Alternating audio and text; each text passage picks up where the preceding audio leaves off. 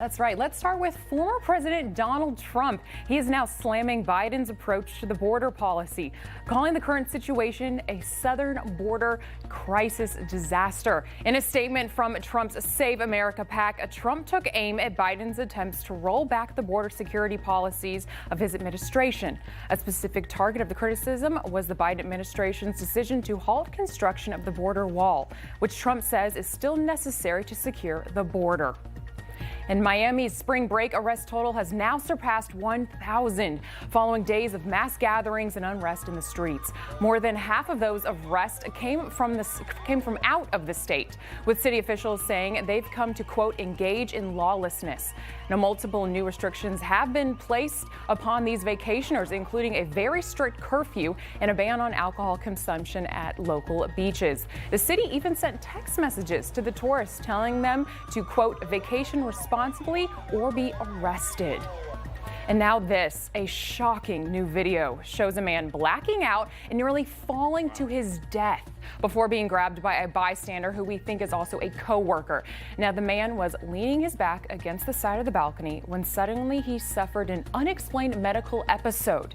Wow. Luckily, this bystander did reach out and grabbed the man by his leg right before he fell over the balcony. Now, realizing the situation, several more bystanders, they jumped in, came to the man's aid, and of course, they were able to luckily pull him to safety. Good heavens. Oh my gosh, Heather. Yeah, Bob, that just came out of nowhere. I know. And Bob, you used to be a baseball player. Do you think you've got those fast reactions to grab? No.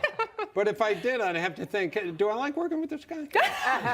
You would never. No, of course not. Unfortunately, he was only on the first story, but they did say there was a live wire underneath. So if he would have fallen backwards, of course, he was going head first and he would have hit a live wire. Yeah. So either the fall or the electrocution. Exactly. Yeah. Either one. One or the other. Thank goodness he had that. Again, we believe it's a coworker initially grabbed him. But that over. shows you how that much weight at that angle, they had to get a bunch of people there to pull him up. Yes. So that was a hard thing. That guy Scary saved stuff. his life. Yeah. Yes, exactly. Very lucky. You always have that over him. He's always indebted to him forever. So if you don't mind working for me this Friday, I'd appreciate it. Exactly. All right, thanks, Alex. Thanks. All right, former President Trump making new attempts to reshape the Republican Party and try to play kingmaker. Mr. Trump is expected to give his full endorsement to Congressman Jody Hice's run for Secretary of State in Georgia, running against incumbent Brad Raffensperger. Let's check in with our own White House correspondent, Emerald Robinson, for the latest out of Washington, D.C. Emerald.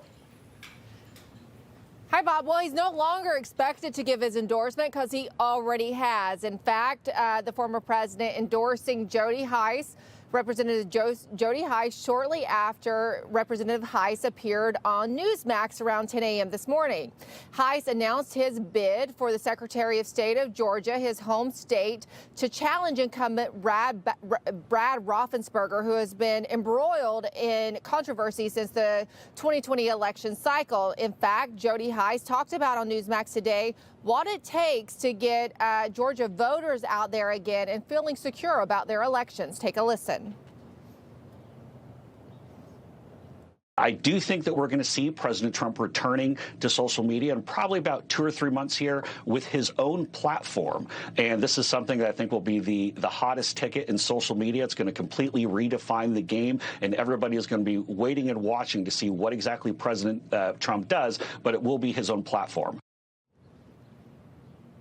So that's different. That was Newsmax contributor and former Trump advisor Jason Miller talking about the plans that former President Trump has going forward for a social media campaign, a platform he will most certainly talk about the Georgia elections and politics going forward. But let's get back to Georgia. So Representative Hice told us today on Newsmax that he feels that election integrity is very important to Georgia voters. They want to know that their vote counts, and that's something he plans to focus on, especially if he does win the Secretary of State race. Now, the former president gave his endorsement. He specifically noted the incumbent, Secretary Raffensperger, and the grievances he has with that Georgia official. Former president saying, quote, unlike the current Georgia Secretary of State, Jody leads out front with integrity. I have 100% confidence in Jody to fight for free, fair, and secure elections in Georgia in line with our beloved U.S. Constitution. Jody will stop the fraud and get honesty in our elections. Jody loves the people of Georgia and has my complete and total endorsement. Now, clearly, there was some big news last week regarding Georgia when the Washington Post had to retract correct a report they'd done on a December phone call between the former president and a Georgia official. That report suggesting that Trump had asked that Georgia official to find the fraud, and if she did, she'd be a hero. That turned out not to be true, and that leak to the Washington Post had come out of the Secretary of State's office. It's not just Raffensperger who has gained the ire of the former president, but also the current governor, Brian Kemp. Keep in mind that Trump has also said that he will campaign against Kemp in the next election cycle. Okay, Emerald, thank you very much. In a scathing new opinion, a federal judge has accused the media of being a trumpet for the Democratic Party. In fact, he said liberals are close to having a one-party control of all the media that we read, watch, and listen to. Joining us now to discuss is Harvard Law Professor Emeritus and author of Guilt by Accusation, Alan Dershowitz. Professor, let me ask you this. First of all, I guess it wasn't an opinion per se, or at least it was a dissenting opinion. Is that a place that judges take the opportunity to put their opinions in there to affect what happens down the road? What do you think is going on here? Oh, I think this is a message to the United States Supreme Court saying, look, I, a Reagan appointee, a moderate conservative, cares about the First Amendment. I really think the media has gone too far, and they are controlled by the hard left.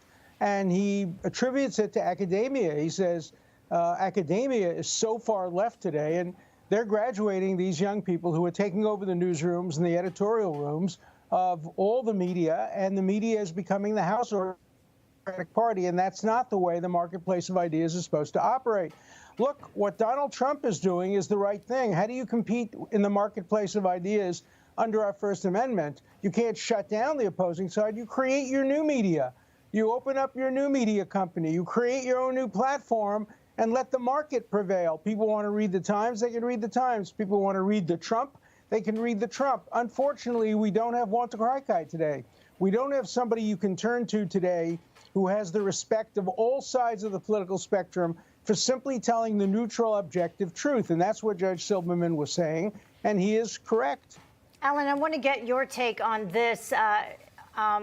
We're actually going to pull it up in just a moment, but the former president was on with someone earlier today on a podcast talking about all of this. And one of the questions I had for you specifically is how would this dissent or this opinion influence anything that may happen moving forward with an organization like, say, the Washington Post, who we just heard Emerald talking about, had to issue a correction on one of their stories involving this interview that went back and forth between the president and someone in Georgia?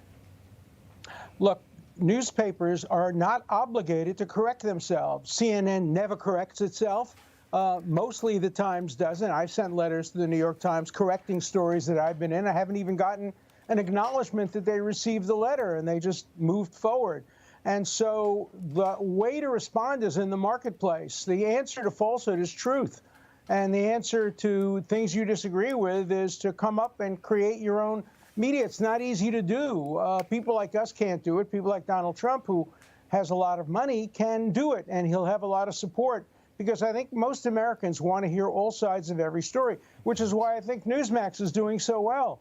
They present an alternative perspective from CNN and MSNBC and even from Fox. So when people want to flip the channels and get every perspective, you include Newsmax among those perspectives. That's the marketplace operating. Okay, let's get a look at this interview with Lisa Booth on her podcast, The Truth. President Trump had this to say about cancel culture. In Charlottesville, they were there. Many people were there to stop the taking down of a magnificent statue of Robert E. Lee. And they were there for that reason. And you know, they ultimately it came down. It's terrible. Now you have Dr. Seuss and you have many other things. This is really, you know, you're taking the soul away from our country. And, you know, there were some nasty things in the past, but you learn from the bad things and the nasty things and things that were done wrong. You learn. That's part of history. Professor? He's 100% right. You don't take down statues. Maybe you move them to museums where you can put everything in context and use them for educational purposes, but we're not the Taliban.